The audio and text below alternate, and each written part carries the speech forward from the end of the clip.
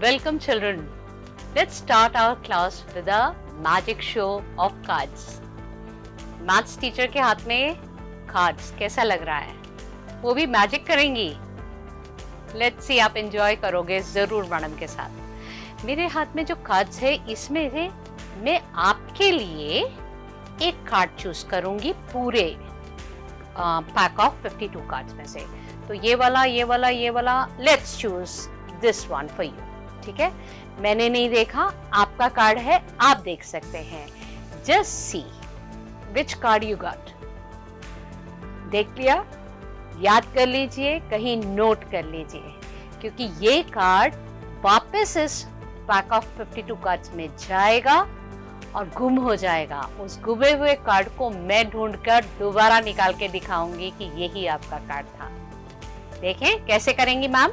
ये आपका कार्ड मैंने नहीं देखा, सिर्फ कैमरे में आपको दिखाया है और ये नीचे रख दिया. ठीक है, ये वापस पूरा पैक बनाया है, सारे कार्ड्स इकट्ठे कर लिए. अब इसको कहीं ना कहीं तो बीच में डालना है, तो मैं ऐसा करती हूँ, इसके 2 पार्ट्स कर लेती हूँ. आपका वाला कार्ड ये उठाया, बिना देखे मैंने यहाँ रख दिया.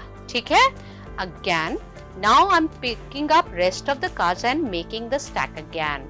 सारे इकट्ठे कर लिए. अब मैजिक गिली आई नो योर कार्ड. मैं इमीडिएटली इसमें से निकाल के आपका कार्ड दिखा सकती हूँ. दिखाऊं? वेट फॉर अ सेकेंड, मुझे थोड़ा सा समय दीजिएगा, क्योंकि इसमें से मुझे आपका कार्ड निकालना है. ये वाला नहीं, ये वाला भी नहीं, ये वाला भी नहीं, ये वाला भी नहीं. Yes, I got your card. बता दूं? ओके, लेकिन यहाँ पर क्या है, क्योंकि कैमरे का है गेम, इतनी दूर हम बैठे हैं, तो मैडम को 2 चांस दीजिएगा. 2 चांसेस में पक्का आपका कार्ड बताऊंगी. तो my first chances, here we go. ये मैंने नीचे रखा. अब मैं पूरे जो बचे हुए हैं इसमें से एक कार्ड और निकालूंगी. Okay, here we go. So this is your card. Definitely ये होगा. इसको भी मैं बाहर निकाल देती हूँ. हो ही नहीं सकता कि वो कार्ड यहाँ ना हो. नहीं विश्वास? तो आप दोबारा से देखो, जो 2 कार्ड्स थे. अब 4 क्लब्स कैसे हो गया? यही तो मैजिक है. मैजिक क्या था? मैडम ने इसको पहचाना. दूसरा, एक कार्ड को बदलकर दूसरा कार्ड बना दिया और आपका कार्ड निकाल दिया. कैसा लगा मैजिक? मैजिक तो बढ़िया लगा होगा. सवाल होगा किया कैसे? सब कुछ तो नहीं मैडम बताएंगी, सिर्फ एक छोटी सी ट्रिक बताएंगी कि कार्ड बदलते कैसे हैं. बदलने के लिए मैडम ने यूज किए है मैथमेटिक्स को. वो भी कहा क्या चीज? मैथमेटिक्स की कॉन्ग्रुएंसी. आप ध्यान से देखिए, ये क्या है आपका? एक ही शेप और साइज के सारे कार्ड्स हैं. जब हम इनको पकड़ते हैं तो ऐसे पकड़ते हैं, तो सब यही इमेजिन करते हैं कि ऐसे ही पकड़ेंगे. ठीक है ना? मगर मैडम ने चालाकी से क्या करा था, आपका कार्ड मुझे पहली बारी में ही पता लग गया था कि ये है आपका कार्ड. मैंने इसको ऐसे ना पकड़कर ऐसे पकड़ा था और इसको कवर कर दिया था इस तरह से. ठीक है, नीचे से जो बाहर निकल रहा है इसको मैंने अपने हाथ से कवर कर दिया था इस तरह से. ठीक है, और जब मैंने कहा मैं आपका कार्ड निकाल रही हूँ, और आप सोच रहे हैं ये तो मैडम गलत कार्ड निकाल रही है, लेकिन गलत नहीं, मैं चुपके से आपका सही वाला कार्ड निकालकर यहाँ रख रही थी. समझे? और दूसरा कार्ड तो जो भी आया वो यहाँ रख दिया. और जब मैंने आपको कहा कि आपका कार्ड पक्का यहाँ पर है, मुझे मालूम था कि मेरे इस हाथ के नीचे आपका एक्चुअल कार्ड है, जो कि ट्रू था. So I have used my knowledge of mathematics in my magic trick. कौन सा मैंने यूज किया? कॉन्ग्रुएंसी. चलिए आज इसी के बारे में और पढ़ते हैं. So children, in this magic trick, I have used my knowledge of congruency so smartly. आपने कभी अपनी knowledge of congruency यूज की है डेली लाइफ में? Just see a वॉलेट, एक पर्स देखिए जिसमें हम पैसे रखते हैं, यहाँ पर, और एक पर्स यहाँ देखिए, पैसे यहाँ भी रखे हुए हैं। इन दोनों केसेस में कहीं पर आपको कॉन्ग्रुएंसी दिख रही है? यहाँ पर सारे पैसे एक साइज के और एक शेप के जो है स्टैक करके रखे हुए हैं, तो डिफरेंट हम स्टैक्स देख पा रहे हैं। यहाँ पर ऐसा नहीं है। आप कैसे रखते हैं या पेरेंट्स आपके कैसे रखते हैं? ऑब्वियसली हम इस तरह से रखते हैं अपने पैसे, कॉन्ग्रुएंसी का ध्यान रखते हुए, ताकि किसी को पैसे देते लेते या पैसे को काउंट करते वक्त हमें ईज रहे। और कॉन्ग्रुएंसी हमने देखी है, बाजार गए हो गए, वहां पर सैंडविच खाया या देखा तो जरूर होगा, वहां पर सैंडविच के जो 2 स्लाइसेस होते हैं वो दोनों के शेप के होते हैं, ट्रायंगल। वो ट्रायंगल जो ऊपर और नीचे है स्लाइस, वो कैसे है? कॉन्ग्रुएंट। कोई भी बड़ा छोटा नहीं होता है। कोई भी अगर हम एक के ऊपर एक रख रहे हैं तो बाहर नहीं निकल रहा होता। क्यों? ताकि उसके अंदर जो सामान पड़ा है वो बाहर ना गिरे। तो कॉन्ग्रुएंसी हमारे सैंडविच में भी है। कॉन्ग्रुएंसी को और समझने के लिए हम वही आपके जो सैंडविच के ट्रायंगल्स को लेके समझेंगे। यहाँ पर एक ट्रायंगल है, एक ट्रायंगल यहाँ है आपके सामने। Just see in this triangle ABC. All angles are of 60 degree and all sides are of 5 centimeter. And in this triangle PQR, all sides are of 8 centimeter and all angles are of 60 degree. ये दोनों triangles को हम देखें कि congruent है या नहीं, उसके लिए क्या करेंगे? एक के ऊपर दूसरे को रखेंगे। अगर ये पूरी तरह से थ्रू आउट कोइंसाइड करेंगे तो ये कॉन्ग्रुएंट है। अगर कोई भी एक बड़ा या छोटा रहेगा यानी पूरी तरह से कवर नहीं करेगा तो ये कॉन्ग्रुएंट नहीं है, which you can see here. They are not congruent. Okay. Now take another 2 triangles, ABC, 60 degree each angle, and your sides are of 5 centimeter again. Here PQR, again see all angles are of 60 degree and all sides again of 5 centimeter. अब फिर से इनको आप करें super impose, यानी एक के ऊपर एक रखें तो क्या हुआ? अब की बार तो पूरी तरह से कवर हो गए, तो ये कॉन्ग्रुएंट है। हम यहाँ पर स्टॉप नहीं करेंगे क्योंकि आप देख रहे होंगे जब भी मैं कॉन्ग्रुएंस लाने के लिए, सुपर इम्पोज करने के लिए कहती हूँ, मैं अपने हाथ को ऐसे घुमा के रखती हूँ। अगर मैं इसको ऐसे का ऐसे ही रखूं तो ये कॉन्ग्रुएंट यानी एक दूसरे को पूरी तरह से कवर नहीं कर रहे, यानी कॉन्ग्रुएंट नहीं है।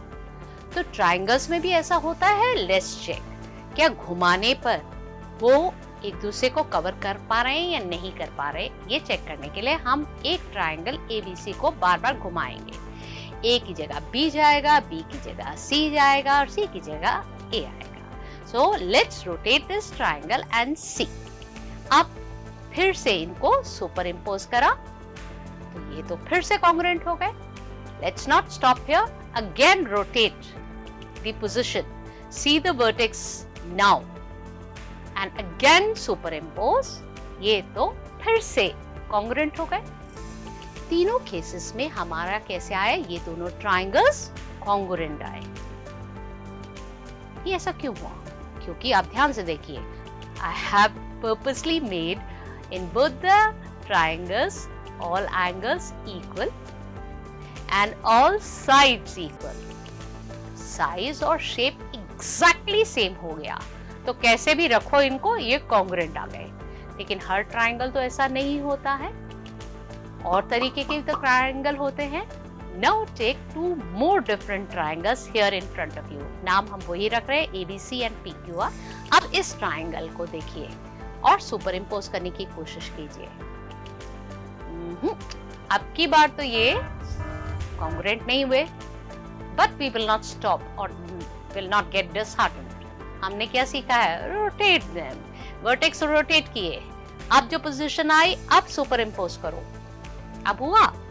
कोई बात नहीं, अब भी नहीं हुआ तो एक बार और ट्राई करते हैं, तीसरी बार। अब 2 ट्रायंगल्स आपके सामने हैं, इन दोनों को फिर से सुपर इम्पोज करो and what do you get? this time what? It got covered completely. One triangle got covered completely by the other. यानी अब की बार ये congruent हो गए। सवाल ये उठता है अब की बार ऐसा क्यों हुआ? Yes, it is because you can see angle A is equal to angle P. Angle B is equal to angle Q. And angle C is equal to angle R. What else? Side AB is equal to side PQ. Side AC is equal to side PR. And side BC is equal to side QR. तो तीन side आपस में equal हैं और तीन angles आपस में equal हैं। तो टोटल कितने हो गए? 6 things are equal. That's why these two triangles are congruent. My God. इनका नाम भी बता देते हैं। ये 6 चीजें जो इक्वल आई हैं, इनको कहते हैं हम corresponding parts of congruent triangles. बहुत बड़ा नाम हो गया। इसकी शॉर्ट फॉर्म देख लेते हैं। जितने वर्ड्स यहाँ लिखे हुए हैं उसमें से सभी का फर्स्ट अल्फाबेट अगर हम पिक करें तो हमारे पास आता है C P C T। तो क्या बन गया? CPCT। So these 6 things जो आपकी इक्वल आई हैं इनको हम बोलते हैं CPCT, corresponding parts of congruent triangles। अब जब कॉन्ग्रुएंसी हमने समझ ली है तो क्यों ना अब इसके बाद इसको लिखने का तरीका भी सीख लें। The two triangles which were congruent were ABC and PQR। इसको लिखेंगे कैसे? ध्यान से देखिएगा। The two triangle ABC is congruent to, इसका सिंबल ध्यान से देखिए, ट्राइंगल PQR। ये दो ट्राइंगल्स कॉन्ग्रुएंट हैं। Just see, अब मेरा दूसरी चीज, ABC is not congruent to QPR। मेरा सवाल है कि मैंने ऐसा कैसे कहा और क्यों कहा। ध्यान से देखिए, वही ट्राइंगल PQR, जब नीचे लिखा है QPR तो मैं कह रही हूं कि अब ये कॉन्ग्रुएंसी नहीं रही। इसको समझने के लिए ऐसा करते हैं, let's take one example of a name. Name लेते हैं अंजू, जिसके स्पेलिंग होंगे ANJU। 4 अल्फाबेट्स है, इसमें से भी मैं 2 को थोड़ा सा इंटरचेंज कर रही हूँ। U की जगह J और J की जगह U। तो मेरे पास क्या नाम आ गया? ANUJ। ये क्या हो गया? अनुज। अंजू कन्वर्ट हो गई अनुज में, अल्फाबेट के प्लेसमेंट चेंज करते ही, यानी कि व्यक्ति ही बदल गया। सेम वे ट्राइंगल में उसका नाम हम देते हैं अल्फाबेट से, और अल्फाबेट्स की पोजीशन चेंज करते ही जैसे 2 व्यक्ति बदल जाते हैं, उसी तरह, मतलब आप नाम बदलते ही व्यक्ति बदल गए, उसी तरह ट्राइंगल का नाम बदलते ही ट्राइंगल चेंज हो गया। So if PQR is congruent to ABC, that doesn't mean that QRP or QPR is also congruent to triangle ABC। आज के लिए इतना ही।